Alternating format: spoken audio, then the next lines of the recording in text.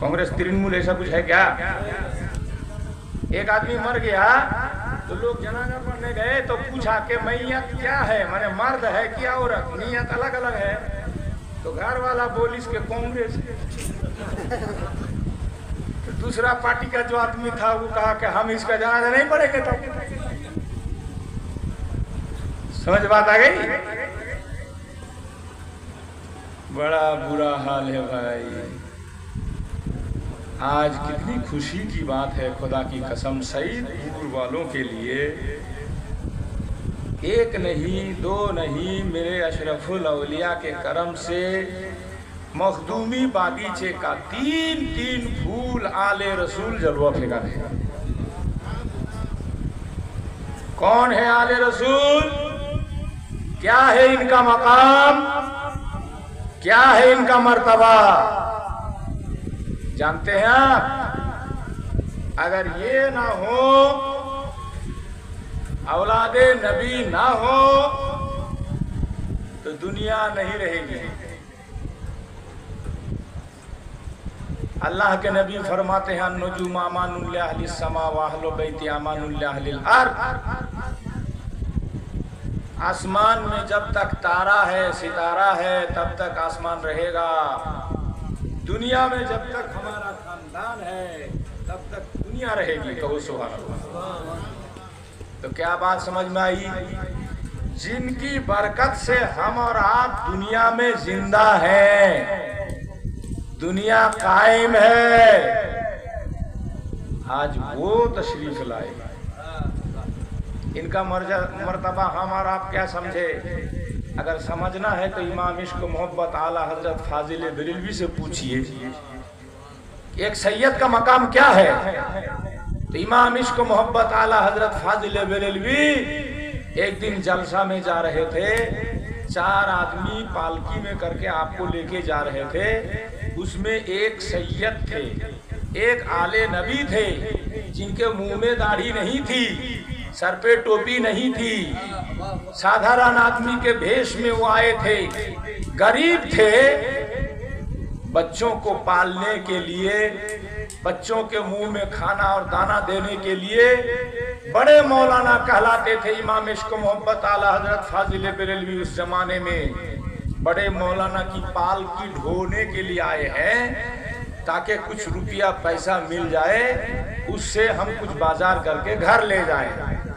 मगर इमाम इश्क मोहब्बत आला हजरत फाजिल बरेलवी जैसी ही पालकी में बैठते हैं, उनको सैयद की खुशबू मिल जाती है। हम लोगों ने अपनी नाक को इतना कचरा कर लिया है कि हम बगल में रह के भी खुशबू नहीं पाते। हज़रत हुजूर ने फरमाया ना, देखिए लोग रोशन जमीन पीर की औलाद है, गौसे पाक की औलाद है, ये जानते हैं कि कहाँ हमको क्या बोलना है, और वही निकलता है जहाँ पे जिस चीज की जरूरत है। आज सीने पे हाथ रख के बोलिए तो सिर्फ 10 ठो आदमी हमको सईदपुर में आप नहीं दिखा सकते, मैं गारंटी दे रहा हूँ। 10 ठो आदमी नहीं दिखा सकते हैं जिन्होंने अपने पूरे साल भर के कमाई की सही से बैठकर किसी आलिम से, इमाम से मशवरा लेकर पाई पाई करके ज़कात निकाला हो। बात सही कि गलत? 10 ठो आदमी नहीं मिलेगा। और सुन लीजिए, हदीस पाक में है, ये बरसात, ये बारिश का ना होना, फसल का बर्बाद हो जाना, जमीन के खेत का बर्बाद हो जाना, आम का बर्बाद हो जाना, ये इसी वजह से है। जब लोग ज़कात नहीं देंगे, उश्र नहीं देंगे, तब कहत साली आएगी, अभाव आएगा, आसमान से बारिश नहीं होगी। आज बोलिए, हम लोग ज़कात से कितना दूर हो गए हैं। खास तौर से नमाज तो कुछ लोग पढ़ लेते हैं, मगर सुनिए, हुजूर ने फरमाना ज़कात की तरफ रग़बत दिलाइए, ज़कात दीजिए। एक बार नहीं तो साल भर में दीजिए, अदा कीजिए हिसाब करके, और नहीं तो बेज़कात देने वाला आदमी की नमाज कबूल नहीं है। आप तो नमाज पढ़ रहे हैं, तहज्जुद भी पढ़ते होंगे, मगर आप पे ज़कात फर्ज है, आपने ज़कात नहीं निकाली तो आपकी नमाज भी कबूल नहीं। आप गए मक्का मदीना हज करके चले आए, हज से पहले ज़कात आप पे फर्ज हुई है, तब हज फर्ज हुआ है। आप हज करके चले आए, हाजी साहब कहलाने लगे, मगर हज आपका हुआ ही नहीं। बात समझ में आ रही है? जो लोग ज़कात देते हैं उनके माल दौलत की गारंटी अल्लाह ताला ले लेता है, मगर हम लोग बहुत कोसों दूर है। आज अगर मुसलमान सही से ज़कात देना शुरू कर दे, किसी गांव में एक भी गरीब नजर नहीं आएगा, एक गरीब नजर नहीं आएगा। मगर कोई ज़कात समझता भी नहीं, समझने की कोशिश भी नहीं करता और देता भी नहीं है। जी हाँ, मेरे नबी की बारगाह में एक औरत आई जिसके हाथ में सोने का कंगन था बाला। उसने पूछा, या रसूल अल्लाह, क्या मैं सोने की भी कंगन की भी ज़कात देनी पड़ेगी? नबी ने कहा कि हाँ, जरूर देना पड़ेगा। अगर तुम चाहती हो कि ये सोने का कंगन तुम्हारे लिए रहमत हो तो ज़कात देना पड़ेगा, और अगर नहीं देना चाहती हो तो ये जहमत बन जाएगी, यही सांप और बिच्छू बन जाएगा। तो बोलो, सईदपुर में कितनी बहू बेटी है जो सही से अपने सोना की ज़कात देती है? 10 भरी, 15 भरी, 20 भरी, 25 भरी सोना घर में भरा हुआ, कभी ज़कात देती है? तो क्या होगा? अल्लाह की रहमत होगी? बोले होगी। ये जो तो कभी बोलছে भाभो रे निराला आज शांति কেন নাই রে দুনিয়ায়, ভাভো রে নিরালায় আজ গজব কেন রে দুনিয়ায়। জালসা লাগিয়েছেন আপনারা, অনেক অনেক নেকি পাবেন। যেখানে জালসা হয় সেখানে আল্লাহর রহমত বর্ষিত হয়। বলুন সুবহানাল্লাহ। জোরে জোরে। না খেয়ে বসেছেন না সবাই অসুস্থ? জোরে জোরে বলুন সুবহানাল্লাহ। আপনি মনে করবেন বাড়ি থেকে ইউটিউবে শুনে নিব, দেখে নিব। যেখানে ওয়াজ হয়, নসিহত হয়, আল্লাহ ওয়ালারা আছে। হাদিস পাকে আছে, ইনদা যিকরিস সালিহিনা তুনাজ্জিলুর রাহমা। যেখানে আল্লাহ ওয়ালাদের জিকির হয় সেখানে অসংখ্য আল্লাহর রহমত বর্ষিত হয়, সেখানে ফেরেশতারা এসে যায়, সেখানে যারা এসেছে তাদের নামগুলো নোট করা হয়। জালসার শেষে সবার নাম নিয়ে ফেরেশতারা আল্লাহর দরবারে হাজির হয়। বলো, ফেসবুকে ইউটিউবে শুনলে এটা হবে? যদি বলেন হবে, এই নেকিটা পাওয়া যাবে। আপনারা এসেছেন কিছু শিখতে, কিছু নিতে, কিছু জানতে। তো যারা শিখতে আসে তাদেরকে তালিবে ইলম বলা হয়। যারা শিখতে আসে তাদেরকে কি বলা হয়? ইলম তলব করনে वाला। নবী বলেন হাদিসে, কুন আলিমান, আলিম হয়ে যাও, আও মুতাআল্লিমান, আলিম না হতে পারলে তালিবে ইলম সেজে যাও। এখন তালিবে ইলম সেজে বসে আছেন আপনারা। আও মুস্তামিয়ান, এটাও না হয় তো শুননে वाला হয়ে যাও। আও মুহিব্বা, এটা না হলে কমপক্ষে আলিম উলমার সঙ্গে ভালোবাসা করতে শিখো। ওয়ালাম তাকুন খামিসা, पंचम दले जेयो ना।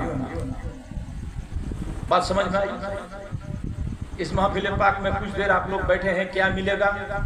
तो नबी फरमाते हैं, मन जलसा इंदल आलिम सातैना व कलमहु लुकमतैना व मशामहु खुतवतैना व समिया मिनहु कलिमतैन आताहुल्लाहु ताला जन्नतैन कुल्लु जन्नतिन मिथलु दुनिया मर्रतैन।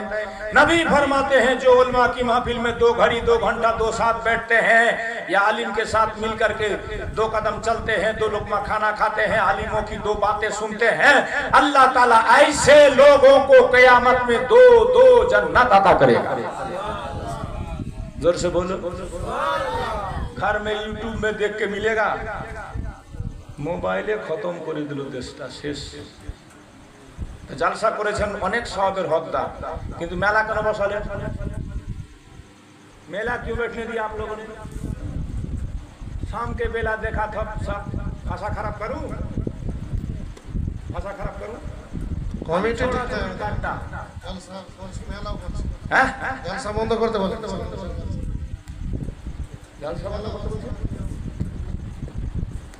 बोलो ये मेला जो बैठाया इसके लिए बैठने दिया, इसके लिए पूरे गांव गुनहगार होंगे।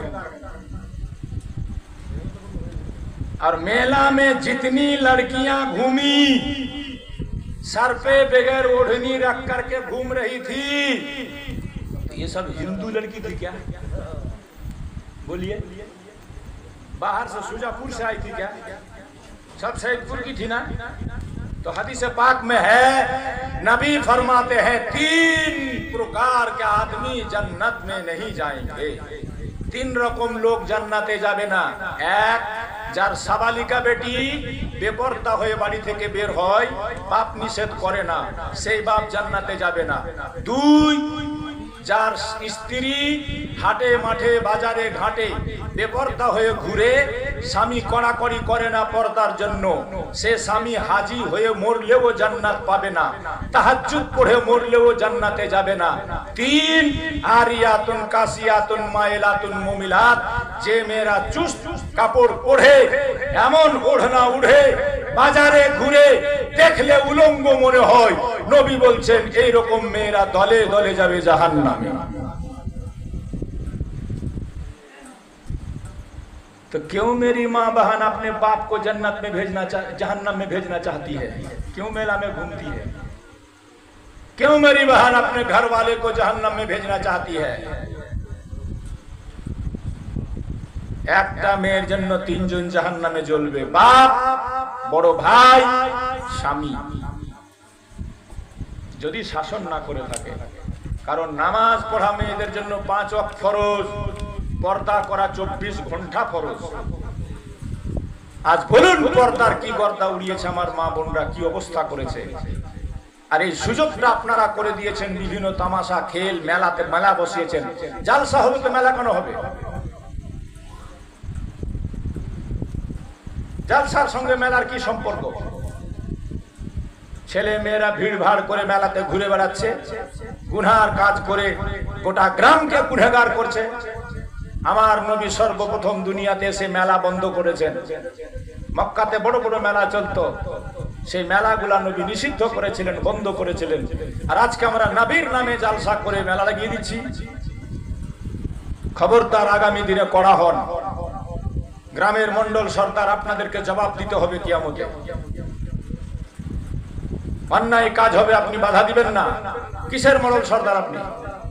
সর্বপ্রথম আপনাকে ধরা হবে। আপনার সমাজে একটা ছেলে বিবিকে তালাক দেওয়ার পরেও অবৈধভাবে নিয়ে করে খায়, আপনি জানেন, অথচ আপনি তার বিচার করেননি, বাধা দেননি, সমাজ থেকে বাইকাট করেননি। সর্বপ্রথম আপনার অবস্থা কাহিল হয়ে যাবে।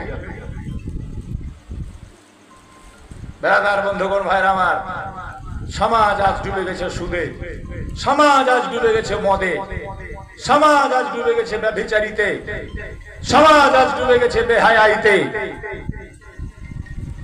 সমাজ ডুবে গেছে অন্যায়, ন্যায়ের পথে কেউ নেই। এই জন্য তো আমরা মার খাবো না তো কি হবে?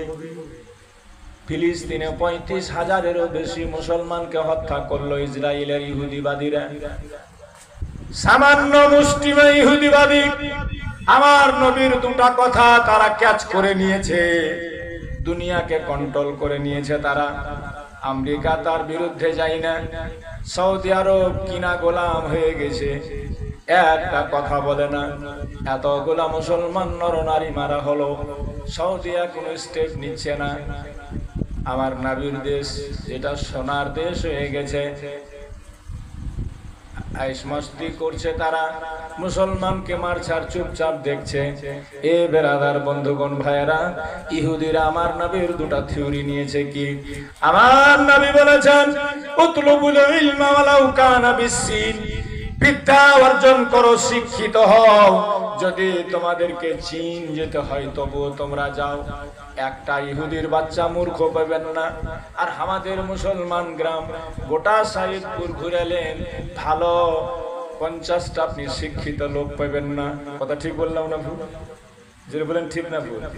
ইহুদির একটা ছেলে আপনি, একটা মেয়েকে আপনি অশিক্ষিতা পাবেন না। শিক্ষার গুরুত্ব দিয়েছেন আমার বিশ্ব নবী। ইহুদিরা আমার নবীর এই কথাটা নিয়ে নিয়েছে।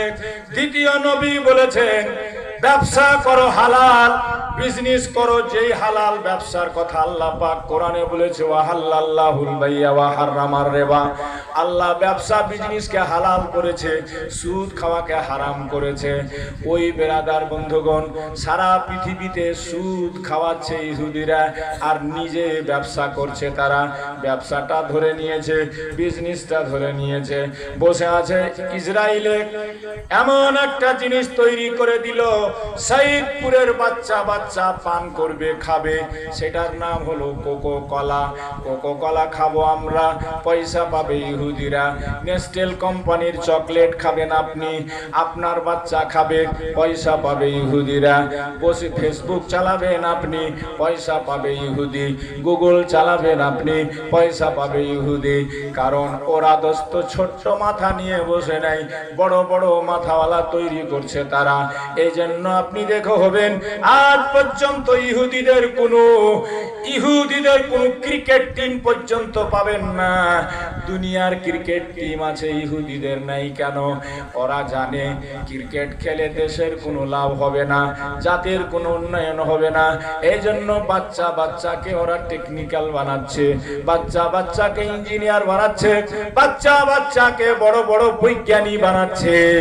বেরাদার বন্ধুগণ ভাই, আর ওই শিক্ষার জোরে সারা দুনিয়াকে নাচাচ্ছে। মুসলিমে ইহুদি তুলনামূলক মুসলমানের তুলনায় যদি দেখা যায়, ৫৭টা কান্ট্রির মুসলমান একবার ফু মারলে ইহুদি উড়ে যাবে, সত্যি পেশাব করলে ভেসে যাবে। কিন্তু তারপরেও মুসলমান তাদের কাছে আজকে জব্দ হয়ে গেছে। বেরাদার, বড় আফসোস লাগে। আমরা যে কি আর আমরা যে কোথায় গিয়ে দাঁড়াবো আল্লাহ ভালো জানে। আজকে যখন একটা পাক পবিত্র মাহফিলে এসেছেন, তা আল্লাহ আমাকে আপনাকে যেন পাক পবিত্র বানিয়ে দেন। সকলে বলুন আল্লাহুম্মা আমিন। অন্যায় কাজে আমরা যোগ দিব না, অন্যায়কে সমর্থন করব না, প্রতিবাদ জানাবো। সমাজে অন্যায় হতে দেব না, সুদখোর মদখোর রাখবো না, ব্যভিচারীকে রাখবো না, সমাজ থেকে তাড়িয়ে দিব। নামাজের জন্য আমরা সকলকে পা বাঁধাবার চেষ্টা করব এবং ঘরে ঘরে শিক্ষার আলো জ্বালবো, ঘরে ঘরে ছেলে মেয়েকে শিক্ষিত করব, কম খাবো, সবাইকে শিক্ষিত বানাবো। শিক্ষার গুরুত্ব দিয়েছেন আমার নবী। শিক্ষায় হচ্ছে জাতির মেরুদণ্ড। আপনার গ্রামের সর্দার যদি MA pass, BA pass, BEd করা থাকে, তাহলে তার সর্দারির ধরন হবে আলাদা। আপনার গ্রামের মোড়ল যদি পিএইচডি করা থাকে, তাহলে তার মোড়লির চাল চলন হবে আলাদা। আপনার গ্রামের দোকানদার যদি বিএ পাস থাকে, তার দোকানদারি হবে আলাদা। এবারে সর্বক্ষেত্রে আমাদের শিক্ষার প্রয়োজন আছে, শিক্ষিত হওয়ার দরকার আছে। শিক্ষার গুরুত্ব ইসলাম দিয়েছে, শিক্ষার গুরুত্ব কোরআন দিয়েছে, শিক্ষার গুরুত্ব আমার নবী দিয়েছে। মাওলা আলী বলে, লাইসাল ইয়াতীমুল লাযী ক্বাদ মাতা ওয়ালিদুহু ইন্নাল ইয়াতীমা ইয়াতীমুল ইলমি ওয়াল আদাবি। ইয়াতীম তাকে বলা হয় না যার বাপ নাই, যার মা নাই। আসলে ইয়াতীম হলো তারা যার মধ্যে শিক্ষা নাই, বিদ্যা নাই। জি, লাইসাল জামালু বিআসওয়াবিন তুযায়্যিনুনা। খুবসুরতি এই জুব্বা, পাঞ্জাবি, পায়জামা, জামা, প্যান্ট, শার্ট, টাই, উনি বলছেন এটাতে নাই। আসল সৌন্দর্য হচ্ছে জ্ঞানের সৌন্দর্য, বিদ্যার সৌন্দর্য। বলেন, একটা আইপিএস অফিসার যদি গেঞ্জি পরে রিক্সাতে যায়, তাও মানুষ তাকে দেখে সম্মান করবে কি করবে না? আর একটা মূর্খ স্যুট লাগিয়ে, বুট লাগিয়ে, টাই লাগিয়ে, ফাই লাগিয়ে, চশমা লাগিয়ে, 50,000 টাকার মোবাইল নিয়ে ফ্রিং ফ্রিং করে, তোকে কেউ ইজ্জত দিবে? যেটা বলেন ইজ্জত দিবে? তাহলে শিক্ষার গুরুত্ব আছে না নাই? বিদ্যার মর্যাদা আছে না নাই? আল ইলমু নূর ওয়াল জাহলু যুলমান। শিক্ষা হচ্ছে আলো। আলো না থাকলে বাঁচা যাবে না। আজ আমরা শিক্ষা থেকে বহু দূরে সরে গেছি ভাই, কিন্তু আমাদের মুর্শিদ আশরাফুল আউলিয়া বলুন আর তাজুল আউলিয়া, ইনারা চাইছেন প্রতিটা ঘরে ঘরে মানুষ যেন শিক্ষিত হয়। বলুন সুবহানাল্লাহ। তাই কি করছেন সবাই জানেন আপনারা, আমি যাব সেদিকে। তবে যে আয়াতটা পড়েছি, আল্লাহ বলছে কোরআনের ভাষায় নবীকে, হাবিব তুমি বলে দাও, বাতিয়ে দাও, এলান করে দাও যে আমি নবী ইসলাম প্রচারের পরিবর্তে তোমাদের কাছে কোনো বিনিময় পারিশ্রমিক চাই না, আমি চাই শুধু আমার আহলে বাইতের ভালোবাসা। জোরসে বলেন সুবহানাল্লাহ। কি চাই? আহলে বাইতের ভালোবাসা। তো বলছিলাম ইমাম ইশক মোহাব্বত আলা হযরত ফাজিলে বেরেলভী বড় মাওলানা হিসাবে লোক জানতো। পালকিতে করে 4 জন নিয়ে যাচ্ছে, একজন সৈয়দ খুশবু পেয়ে গেল, সঙ্গে সঙ্গে বলছে পালকি রোকো, পালকি রাখ দো। পালকি রুকে দেওয়া হলো, पालकी रेखे दाओ होलो। बोलছে खुदा के वास्ते आप चारों में से एक कोई सैयद है, आले रसूल है, कौन है बता दीजिए। खुशबू मिल रही है, जोर से बोलो। नबी के बागीचे की खुशबू आ रही है। যিনি সৈয়দ ছিলেন উনি বললেন আপনার এটা শুনে লাভ কি, কে সৈয়দ, কে খান, কে পাঠান, কে আনসারি, কে জোলহা, কে খোট্টা, কে শেখ, কি দরকার আপনার? আপনার দরকার আপনি পালকিতে চাপেন, আমরা বয়ে ঢুয়ে আপনাকে নিয়ে যাব, আপনি জালসাতে যাবেন। ইমাম ইশক মোহাম্মত আলা হযরত ফাজিল বেরেলভী বলেছেন নাই, बताना होगा आप में सैयद कौन है। कारण टोपी पिन्हा तो नहीं, दाढ़ी লাগিয়ে তো নেই যে চিনহা যাবে। গরিব মানুষের মতো হয়ে আছে, কিন্তু বংশ নবী, औलाद रसूल पाकेर। लास्टे सैयद साहब बोलें मौलाना मैं सैयद हूँ, मैं आले रसूल हूँ, मेरे घर में गुर्बत है, अभाव है, घर में खाना नहीं पक रहा है, तो सोचा कुछ मिलेगा तो बाजार करके घर ले जाऊंगा, इसीलिए आ गया था। एतोटी सुनते नहीं। इमाम इश्क मोहब्बत आला हजरत फाजिले बेरेलवी संगे संगे माथार पागड़ी खुले सैयदेर पाए रेखे दें। जोर से बोलबेन ना? ताहले दाम कत? इनादेर दाम कत? हाँ? एखाने तो देखले ही बुझा जाए। खुशबू बता रही है कि जन्नत के फूल हैं, चेहरा बता रहा है कि आले रसूल। अल्लाहु अकबर, या रसूल अल्लाह। सुनो, कार नाम सैयद के से अपनार सईदपुरे चिराग लिए ढूंढोगे, ऐसा खानदान दूसरा हिंदुस्तान में आपको नहीं मिलेगा। ये भी कह रहा हूं, डायरेक्ट गौ से पाक की नस्ल से ऐसा दूसरा खानदान आपको फिर हिंदुस्तान में नहीं मिलेगा। सैयद भी बहुत तरह के होते हैं, अब्बासी होते हैं, सिद्दीकी होते हैं, क्या क्या होते हैं, मगर ये लोग नजीबुत तरफैन सैयद हैं। बाप की तरफ से भी अली तक, माँ की तरफ से भी अली तक। ऐसा घराना मिलना मुश्किल है। इसीलिए आला हजरत मुजद्दिद सिलसिला अशरफियत हुजूर अली हुसैन अशरफी मियां फरमाते हैं, अशरफी नाज कर अपने अशरफ पर, कौन पाता है खानदान ऐसा, कौन पाता है खानदान ऐसा। सईदपुर वालो किस्मत पे नाज करो, नाज कि ये घराना हमें आपको मिला है। बोलছিলাম পাগড়ি রেখে দিলে বলছেন মাফ করেন, মাফ ভুল হয়ে গেছে, না জানাতে অজানাতে চিনতে না পেরে আপনার কাঁধে আমি চেপে গেছি। যদি কিয়ামতের মাঠে আমার রাসূল বলে আহমদ রাজা मेरी आल के गर्दन पे तुम चढ़ा था, क्या मुंह दिखाऊंगा, माफ कर दीजिए। सैयद साहब ने कहा देखिए इसमें आपकी तो कोई गलती नहीं है, आपकी तो कोई भूल नहीं है, मेरा काम है ये, मैं अपना काम कर रहा हूं, आपका काम वो है, आप कर रहे थे। कहा नहीं, ऐसा नहीं हो सकता कि मैं सैयद के कांधे पे सवार होके जाऊं ऐसा नहीं हो सकता। तो कहा ठीक है चलिए, मैंने माफ कर दिया। बोलছে হুজুর মানবো না এভাবে যে আপনি মাফ করেছেন, যদি একটা কথা আমার আর না রাখেন। বলে সেটা আবার কি? বলে যত দূর থেকে ভুলে আমি আপনার কাঁধে চেপে এসেছি, আপনাকে এবার পালকিতে চাপতে হবে। আমি আহমদ রাজা কাঁধা লাগাবো আর জালসা পর্যন্ত আপনাকে ধুয়ে বয়ে কাঁধে করে আমি নিয়ে যাব। দুনিয়াকে দেখাবো যে একজন সৈয়দ আলে রসুল কাকে বলে। जोर से बोलो।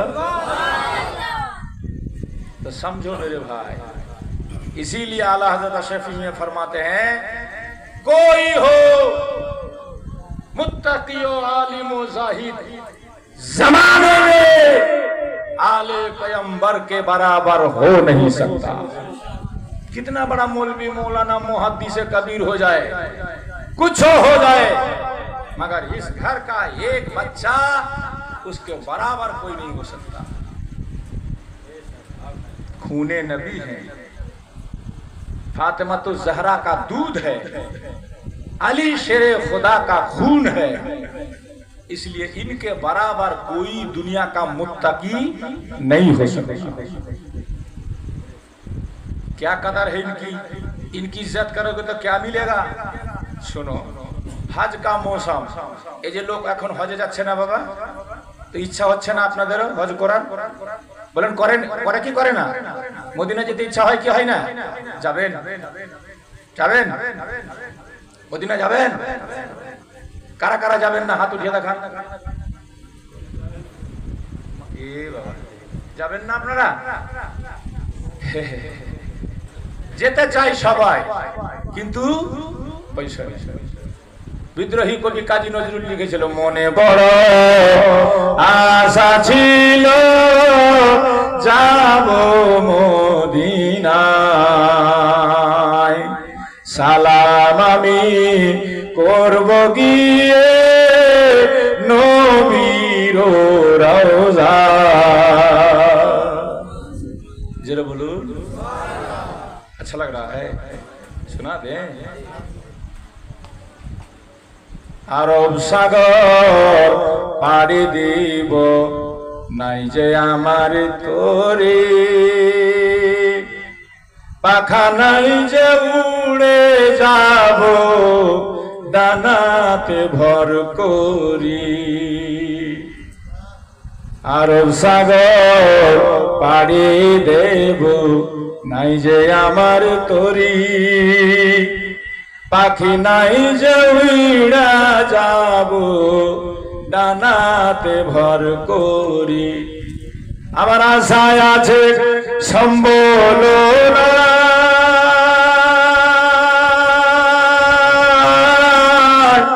করি কি উপায়, মনে বড় আশা ছিল যাব মদিনা। সুবহানাল্লাহ। হযরত হজের সময় সবাই যাবে হজ করতে। সাইদপুরের 10টা লোক, মাকুলপুরের 5টা লোক, মির্জাপুরের 4টা লোক, জালালপুরের 10টা লোক, সব একসাথে অপরের বাড়িতে যাচ্ছে, খাওয়া দাওয়া করছে, এক অপরকে কথাবার্তা বলছে, আগলা জামানার কথা বলছি ভাই। হঠাৎ একজন হাজী সাহেবদের সঙ্গে দেখা করে বাড়ি ফিরলো। কদিনের মধ্যে উড়ে যাবে তারা মক্কা মদিনায়, পানি জাহাজে চড়ে যাবে মক্কা মদিনায়। তখন পানি জাহাজে হজ হতো, আমরা ছোট্টতে দেখলাম পানি জাহাজে লোক যেত, 15 দিন লাগতো সাগর পার হতে। বাবাজি ভাইরা বন্ধুগণ, একজন হাজী যার নাম হলো আব্দুল্লাহ বিন মুবারক বাজার দিয়ে চলে আসছেন। বাজারের পাশে দেখতে পেলেন একটা পর্দাবতী নারী, বোরখা পরা নারী একটা মরা মুরগির মাংসকে কেটে কেটে ব্যাগে ঢুকাচ্ছে। আব্দুল্লাহ ইবনে মুবারক দাঁড়িয়ে গেল, চিন্তা করতে লাগলো, আল্লাহ তো মুসলমান ঘরের মহিলা, মুসলমান ঘরের মেয়ে, মরা মুরগি হারাম ও কি জানে না, মরা মুরগি কেটে কেটে ব্যাগে কেন ঢুকায় না? প্রশ্ন না করে আমি যাব না, কে আছে আমার সে বোন, পর্দাবতী নারী হয়ে মরা মুরগি কেন ঢুকাচ্ছে ব্যাগে?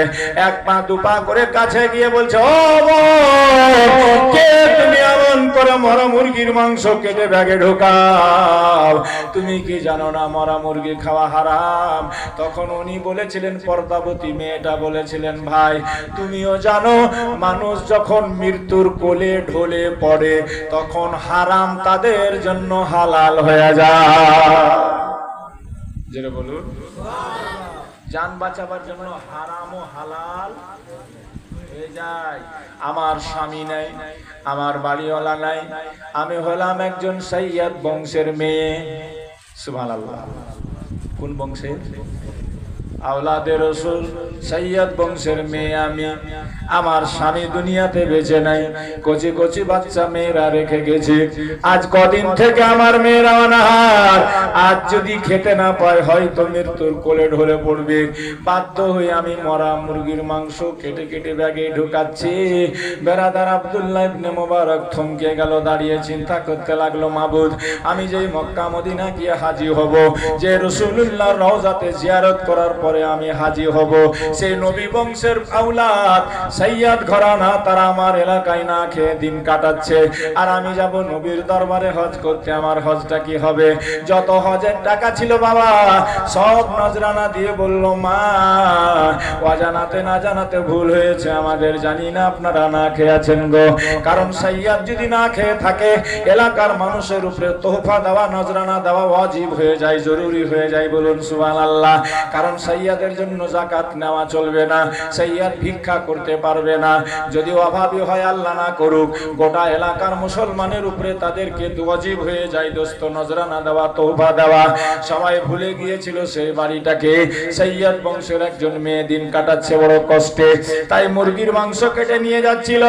আব্দুল্লাহ ইবনে মুবারক দেখে হজের সম্পূর্ণ টাকা নজরানা দিয়ে দিল, তোহফা দিয়ে দিল। বলল আমি আর হজ করতে যাব না, আমার নবীর আওলাদ না খেয়ে আর আমি কি করে যাব নবীর সামনে হাজিরি দিতে হজ করতে। সব হাজিরা চলে গেল, আব্দুল্লাহ ইবনে মুবারক গেল না। কিন্তু আল্লাহর কারিশমা দেখেন বাবা, সব হাজি গেলে সবার হজ কবুল হবে না, পয়সাটা হালাল হতে হবে, যাকাতটা আদায় করে যেতে হবে। বেঈমানি শয়তানির পয়সা দিয়ে হজ করলে হজ হবে না, সুদখোর মদখোর দিয়ে হজ করবে তো হজ হবে না। তাই বেরাদার সবাই হাজিরা জিদ্দাতে জাহাজ নেমেছে, লেগেছে। সবাই যখন লাইন দিয়ে হাঁটছে দেখতে পাচ্ছে আব্দুল্লাহ ইবনে মুবারক সবার আগে আগে যাচ্ছে। যেটা বলবেন না, কিন্তু ও কি হজ করতে গেছে? যেটা বলেন গেছে? টাকা নেই, সব পয়সা দিয়ে দিয়েছে আওলাদের রাসূলকে, আর হজ করতে যাওয়া হয়। কিন্তু আল্লাহ কেমন কবুল করলো তাকে দেখে। অন্য হাজিদের হজ কবুল হতেও পারে, নাও হতে পারে। আব্দুল্লাহ ইবনে মুবারকের হজ আল্লাহর কাছে কবুল। সবাই দেখছে আব্দুল্লাহ ইবনে মুবারক সবার আগে আগে। লোক চেষ্টা করছে সাথ ধরবো, কথা বলবো, আপনি কখন আসলেন, কিভাবে আসলেন, চাপার সময় তো দেখতে পাইনি, কিন্তু সম্ভব হচ্ছে না। এবার দেখছে কি কাবা শরীফে তাওয়াফ করছে সবার আগে আগে, আপনার সাফা মারওয়াতে সঈ করছে সবার আগে আগে, মিনাতে সবার আগে, মুজদালফাতে সবার আগে, আরফাতের ময়দানে সবার আগে, শয়তানকে পাথর মারে সবার আগে, মক্কা থেকে হজ শেষ করে চলে গেল মদিনার ভিতরে সবার আগে আগে, নবীর রওজাতে জিয়ারত করছে সবার আগে, মসজিদে নববীতে নামাজ পড়ে সবার আগে। সবাই অবাক হয়ে গেল, এত চেষ্টা করলো তার সঙ্গে কথা বলা হলো না। হজ করে সবাই ফিরে বাড়ি এলো। একজন হাজি আর একজনকে অভ্যর্থনা জানাতে গেল, মুবারকবাদ জানাতে গেল। সবাই আব্দুল্লাহ ইবনে মুবারকের বাড়িতে গেল, গিয়ে বলল, ভাই আচ্ছা আপনি চালাক লোক গো, হজ করতে গেলেন তো গেলেন, একবারও কোনো জায়গায় দেখা করে কথা বলার সুযোগ দিলেন না, সব জায়গাতে খালি আগে আগে পালাচ্ছিলেন কেন? আব্দুল্লাহ ইবনে মুবারক অঝর নয়নে কেঁদে দিল, চোখের পানিতে বুক ভেসে গেল। কি বলছেন আপনারা? ভাই আমাকে লজ্জা দিবেন না, আমি হজ করতে পারিনি ভাই। লোকেরা বলছে, দূর মশাই কি বলছেন আপনারা? আমরা একবার নয় শত শতবার আপনাকে দেখেছি, একজন নয়। জালালপুরের হাজী সাহেব দেখেছে, সুজাপুরের হাজী সাহেব দেখেছে, কয়েসবাড়ির হাজী সাহেব দেখেছে, মির্জাপুরের হাজী সাহেব দেখেছে, বিবিগ্রামের হাজী সাহেব দেখেছে, মাকলপুরের হাজী সাহেব দেখেছে, সাইদপুরের হাজী সাহেব দেখেছে, বালুয়াচারের হাজী সাহেব দেখেছে। সব হাজী আপনাকে দেখেছে, আপনার কথা বলেছে। আব্দুল্লাহ ইবনে মুবারক বলছে, ভাই খোদার কসম করে বলি আমি হজ করতে জেনে বলুন হজ করতে যায়নি। লোকেরা বলছে ব্যাপারটা কি? তখন বললেন শুনে কথা, এই এই অবস্থা। একজন নবী বংশের ফুল আওলাদের রাসূল, মেয়ে ছেলে অভাবের কারণে মরা মুরগির মাংস কাটছিল, আমার সহ্য হলো না, আমি সমস্ত নজরানা দিয়েছিলাম তিনাকে, তাই আমার হজ করতে যাওয়া হলো না। সব হাজিরা বলল ভাই বুঝে গেছি, আল্লাহ তাআলা আমাদের হজ কবুল করেছে কিনা জানি না, তবে তোমার এই কাজকে পছন্দ করে আল্লাহ তোমার সূরাতে তোমার সকলে ফেরেশতা পাঠিয়ে তোমার হজ কবুল করে নিয়েছে। সুবহানাল্লাহ, সুবহানাল্লাহ, জোরে বলুন সুবহানাল্লাহ, সুবহানাল্লাহ। হৃদয় মাঝে একটাই বাসনা, যাব আমি সোনার মদিনা। সুবহানাল্লাহ। যারা যাবেন সবাই বলবেন। এই যে দাদু কোথায় যাচ্ছেন? ও আচ্ছা, একটা ছেলে উঠছে, মৌলভী সাহেব বলছে এই कहाँ जाएगा? मौलवी साहब बस बैठ गया। फिर कुछ देर के बाद खड़ा हुआ तो मौलवी साहब अरे कहाँ जाएगा? मुझे जोर से लग गया, फिर बैठ गया। अब जलसा खत्म हो गया, तू भी बैठा है। तो मौलवी साहब उसको पूछे जो जगह नहीं का नहीं जाएंगे का है, तो जिस लिए जा रहे तो यही हो गया है आपके डर से। হৃদয় মাঝে একটাই বাসনা,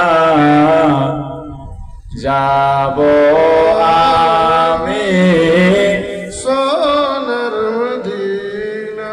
আমরা সবাই নবীর দিওয়ানা, যাব আমি সোনার মদিনা। আশায় আছে সম্বল নাই, নাই যে আমার সাফিনা, থাকে তো যদি দুটি ডানা, উড়ে যেতাম সোনার হৃদয় মাঝে একটাই বাসনা, যাব আমি সোনার মদিনা। মরণ দিও গো মদিনার মাটিতে, ইয়া ইলাহি রাব্বানা। মরণ দিও গো মদিনার মাটিতে, ইয়া ইলাহি রাব্বানা। মুখেতে দুরূদ আর সালামের নজরানা, পৌঁছে দিব সোনার মদিনা। মুখেতে দুরূদ আর সালামের নজরানা, পৌঁছে দিব সোনার মদিনা। আল্লাহ صل على سيدنا